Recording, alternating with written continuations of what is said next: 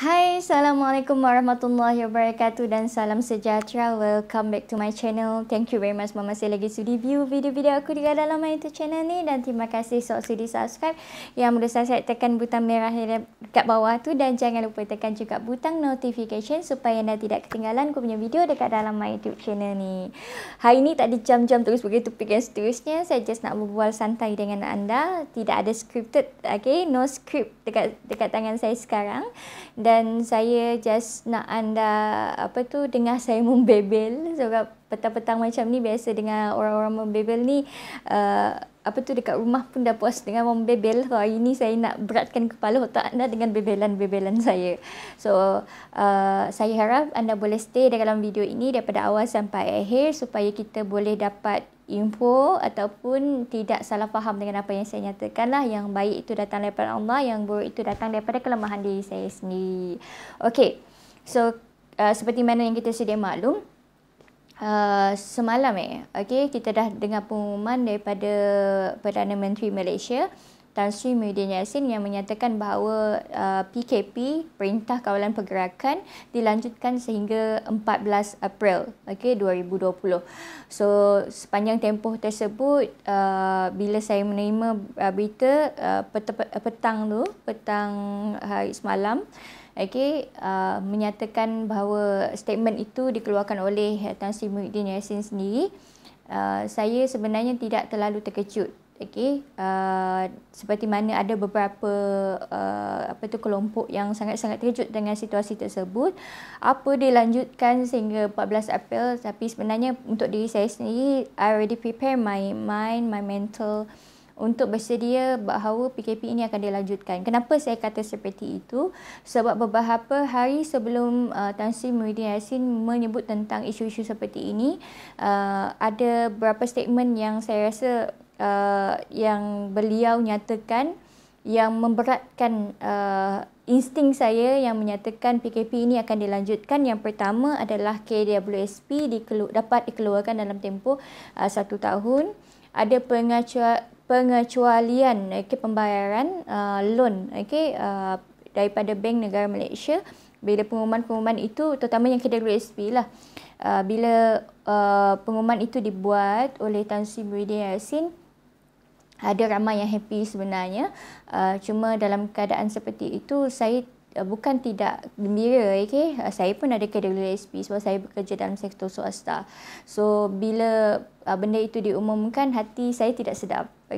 Kenapa saya cakap seperti itu? Sebab apabila KWSP dikeluarkan, ini bermaksud COVID-19 ini memberi impak yang sangat besar kepada daripada segi ekonomi kita, daripada segi apa yang kerajaan akan hadapi selepas daripada pasca COVID-19 itu.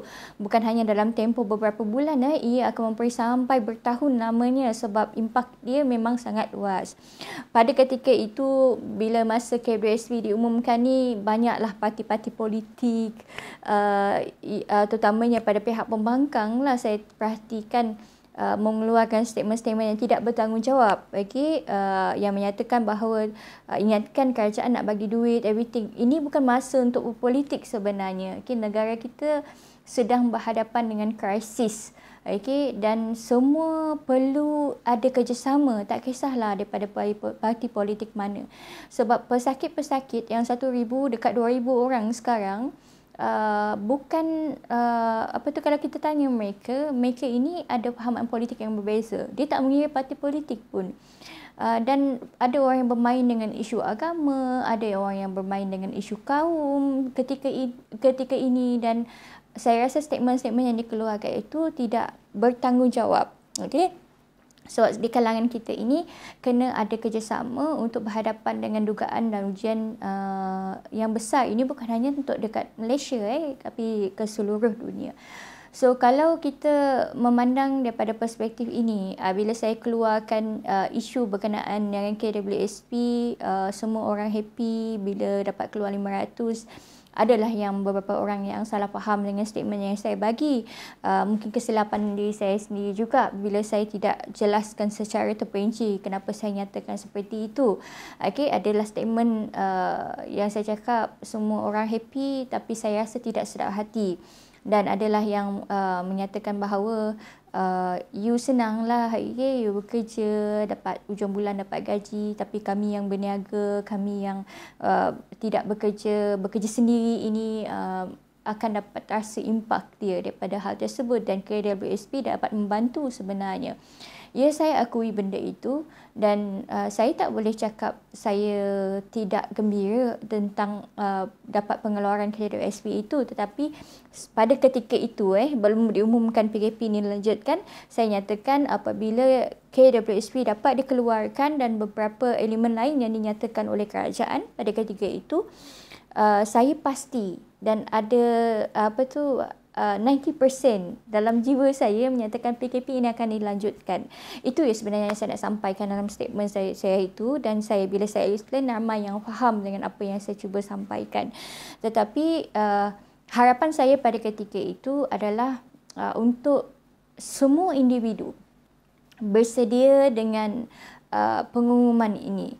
Okey, daripada segi mental, okey, walaupun kita tak bersedia daripada segi keuangan and everything, kita bersedia daripada segi mental first to accept the reality yang PKP ini akan dilanjutkan. Dan bila orang yang ada yang tidak faham mungkin akan rasa terkejut bila diumumkan PKP ini akan dilanjutkan lah. Okey, tapi bagi orang yang faham, saya nyatakan kena bersedia daripada segi semua aspek. Okey, keuangan kena simpan elok-elok, berjimat cermat, sebab bagi yang bekerja sebagai anggota kerajaan sedikit secure. Bukan saya cakap mereka ini tidak akan menghadapi risiko apa-apa, tidak. Mereka walaupun dapat gaji hujung bulan everything, kita tak tahu apa yang berlaku pada kerajaan selepas ini. Okey, dan apabila untuk mereka yang bekerja swasta atau bekerja sendiri, impak dia mungkin lebih besar daripada itu. Dan ada ahli ekonomi yang menjangkakan bahawa 40%, okey, hingga ke 60% akan kehilangan pekerjaan. So ini yang kita tak mahu sebenarnya. Harap-harap kita boleh bangkit daripada isu ini dan boleh bangkit daripada krisis ini, dan berharap supaya akan ada vaksin dalam masa terdekat ini, sebab mereka katakan ada kemungkinan akan ada vaksin dalam bulan 4 atau bulan 5. Hopefully benda itu adalah benda yang betul lah. Dan kalau itu bercakap pasal KWSP, kenapa orang mainkan isu politik dalam KWSP atau everything, dan kenapa kerajaan meminta supaya rakyat mengeluarkan duit mereka sendiri untuk menampung keperluan. Ini disebabkan oleh kerajaan sendiri tidak ada duit sebenarnya. Kalau dia nak bantu semua orang, dia tidak mampu. Tetapi duit ini adalah duit anda. Apabila anda berbelanja, beli barang keperluan, duit itu akan running, untuk kerajaan itu sendiri. Dan ini sebenarnya kerajaan masih lagi boleh dapat pendapatan daripada cukai-cukai yang mereka dapat daripada yang pembayar-pembayar cukai ini tadi.